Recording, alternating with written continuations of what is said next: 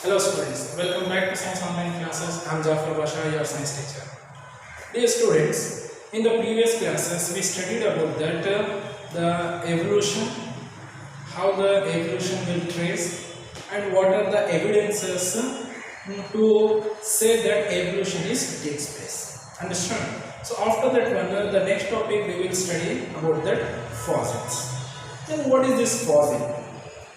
Fossil means when take an example. When an organism's body completely stuck into the hot mud, or otherwise some parts of the body will stuck into the hot mud, this mud will not let the organism's body to decompose. Generally, we know that when the living body is an organic body, it will decompose easily.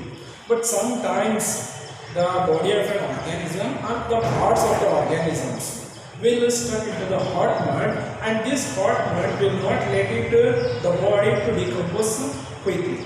So the impression will be left into the hard muds. So these impressions of living organisms or the parts of this living organism's body is called fossil.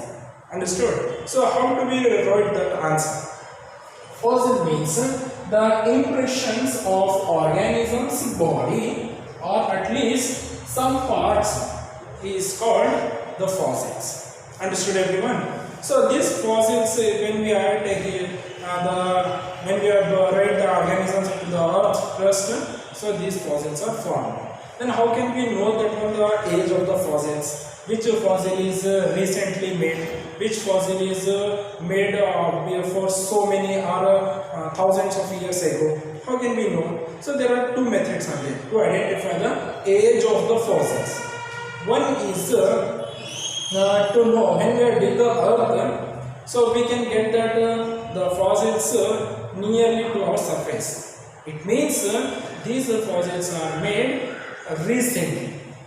But in case when we are finding that fossils deep into the earth layers, it means these fossils are made before so many years ago, because it is an old one. It is not a recently. Recently means we can get from that nearly our earth surface. But if it is old, then we will get deep into the earth layers.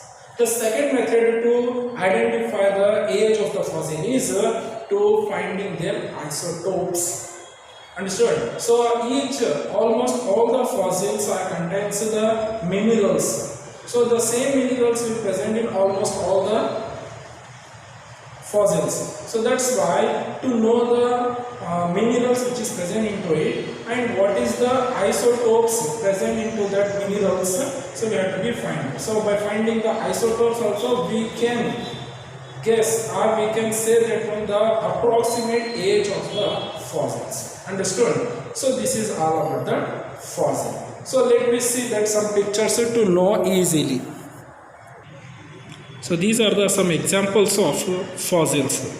The tree trunk, a fossil of invertebrate ammonite, the fossil of invertebrate, that is a trilobite, and the fossils of fish, that is a Ningxia. Then fossils of a dinosaur's skull, which belongs to Rajasaurus family. So these are a few examples of fossils. So these are the method to identify the fossils age from the layers of the earth. So see that one, the first, second, third, fourth cases. So the different type of fossils are stuck into the different layers of the earth. If the fossils are getting nearly the top surface of the layer, so then it is a recent fossil. If we get these fossils deep into the earth layers, it means it is an older fossil. Then after seeing that one the examples of fossil, then we have to know that one how the evolution will take place stage by stage. So we can say that one topic evolution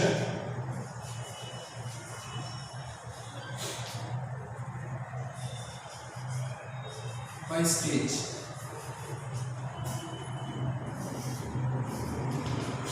How the stages will take place in the evolution bit by bit. Okay, so here we can take an example of the rudimentary eyes of the insects. These rudimentary eyes of the insects, when we are comparing to the different organisms such as fish, such as octopus, such as mammals, even including human beings, so they are totally different from each other. So it means the evolution is totally different in different organisms because they are having their different ancestors. So like that one we can easily identify the different evolutionary stages. Another example also we can take. For example, the birds have the wings which are covered with the feathers.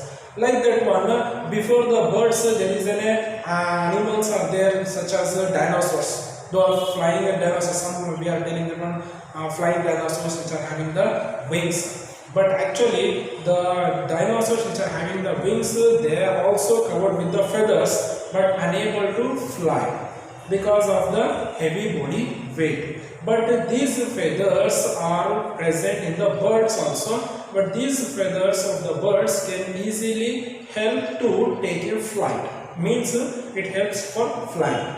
But in the dinosaurs it is not used for flying, only for that protection and giving that insulatory work for the body, so which is present in the birds also. So we can say that one gradually maybe have a chance the birds are evolved from the dinosaurs because they are belongs to the reptiles. We can say that one the birds are evolved from the reptiles because some of the common characteristics are present in the reptiles as well as in the birds. So like that one also we can say that one the stages of different evolutions to identify their ancestors. Understood?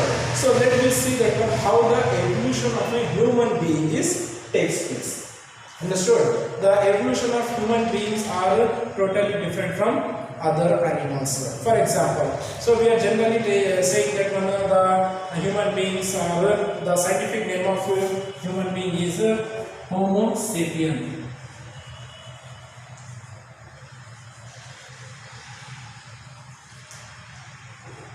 Understood?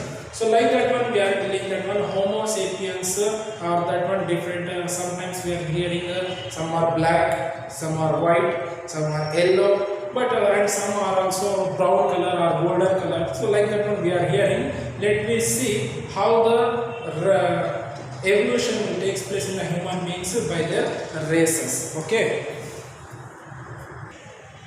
So these are the human races. What we are saying. Some were called yellow, some black, white or brown. A major question debated for a long time was, have these apparent groups evolved differently? No, all humans are a single species. So these species are known as Homo sapiens.